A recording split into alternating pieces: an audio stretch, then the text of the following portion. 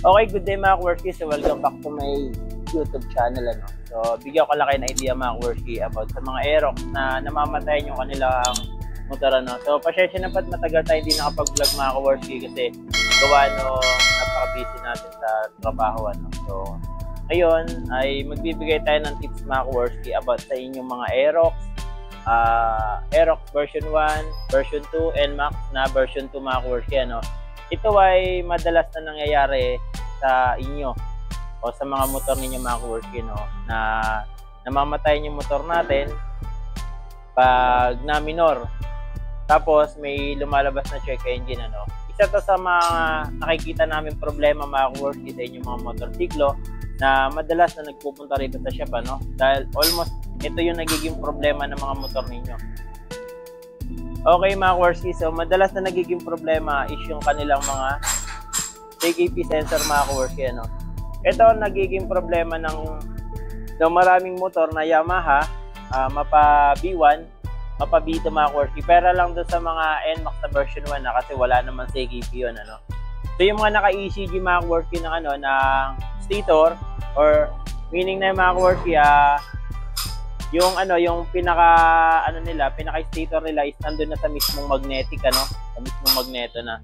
So madalas pagka sa mga version 1 is tinatawag nila tong error 12, was talaga ng mga error 12, and then doon naman sa mga version 2 tinatawag din nilang error 12. Pero sa version 2 naman mga Kwerski, ang error niya naman ay CKP na P0335 naman mga Kwerski.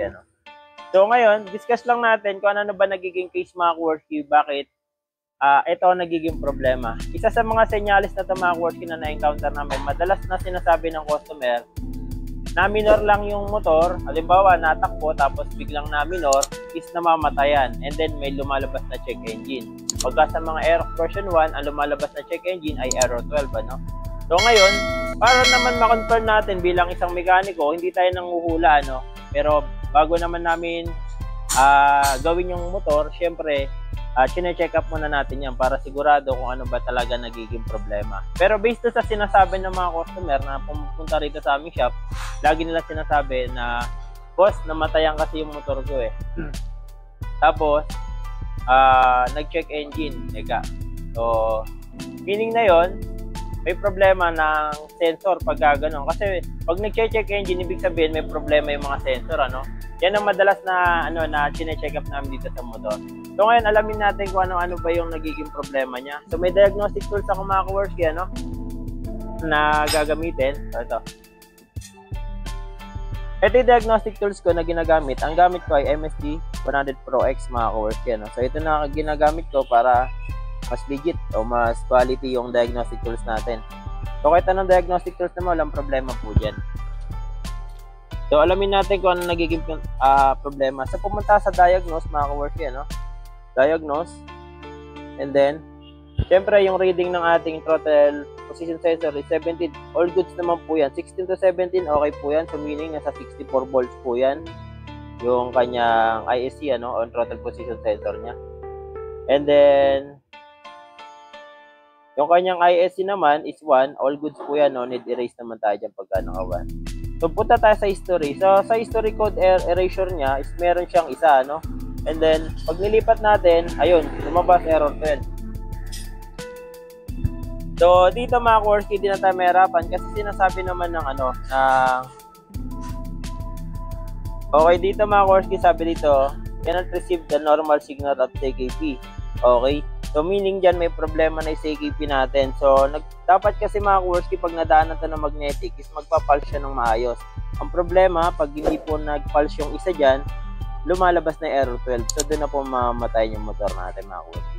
Napakalaga ng CKP ng ng Yamaha, ng mga Aerox natin, napakalaga na to. So isa sa mga nagiging cause naman kung bakit nasisira ito mga Kwerski, isa sa mga dahilan mga Kwerski kung bakit nasisira ang CKP sensor, madalas teorya ko lang to mga Kwerski, kasi wala naman pang nagpapaliwanag kung bakit nagkakaroon ng problema. Pero madalas yung mga nasisira ng CKP is nababalutan ng langis ang kanilang CKP. So meaning mga Kwerski, yung kanilang magneto oil seal ay may katas na. Pag may katas na, syempre maglalawa na po yung langis doon. tapos ito nababalutan na langis, madalas sa mga na-encounter namin ay ganun ang nagiging problema kung bakit nasisira. And then mas madalas pa ang pagkasira ng CKP dun sa mga bagong motor ngayon. Dahil ito, anong model na to? Almost nasa 6 years na po yata itong motor na to. 2018 model, ano? Ano pa siya? Tumagal siya ng ganong katagal. Samantalang doon sa mga bago, may na-encounter kami, 3 months pa lang, iba 7 months, 1 year, 2 years, sira kagad yung CKP nila. So meaning lang doon mga Kaworski, mas pulido yung unang gawa ng CKP ng mga Yamaha compare sa mga bago ngayon, ano. Kaya sa mga nagtatanong, may binibili ba o may nabebenta bang original parts na to? Sa original, wala po tayong mahanap maliban na lang kung bubukay ng buong stator, mga Kaworski. So, nagre-range siya ng 6,500, 7,000, depende sa mga shop na nagbebenta, mga Kaworski, ano. Kaya nga, makikita nyo lang natin na may mga nagbebenta ng CKP is replacement. Ngayon, tatanungin ninyo, tumatagal po ba? Ayun. Yan ang kasi madalas na tanong na marami kung tumatagal ba ang CKP. Mga Kaworski, walang makapagsabi kung tatagal ere. Lalong-lalo na kung mekaniko pa tatanungin nyo kasi maliban namin kung paano pagkaka-assemble nila. Pero ako, experience ko mga Kaworski, marami ako na-encounter. Minsan may tumagal, minsan may mabilis masira. Simple lang naman yan. Yung original yung nasisira, lalo na yung mga bago ngayon. Di ba ba? Kaya kung itatanong nyo sa amin kung tatagal ba ito ng maraming taon, hindi namin masasabi yan. Nakadepende yan, mga Kaworski. At tulad na sinabi sa inyo kanina, nagkakaproblema siya pag maraming balot na langis or sumobra ang balot ng langis dito sa kanilang CKP. So ngayon, gawin na natin. Okay? Bubuksan natin ngayon, mga Kaworski, yung stator, ano. So sa stator, ayan, buksan natin ngayon. So harap natin camera. Okay.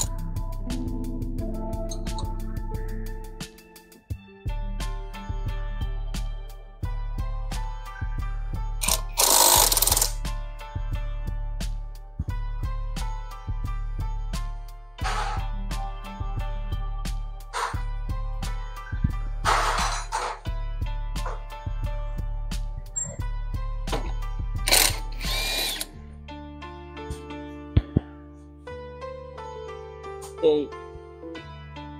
Yeah. Balik. Pagka natin bago. So, ito yung bago ngayon, ano. So, ito mga Kaworski, ano.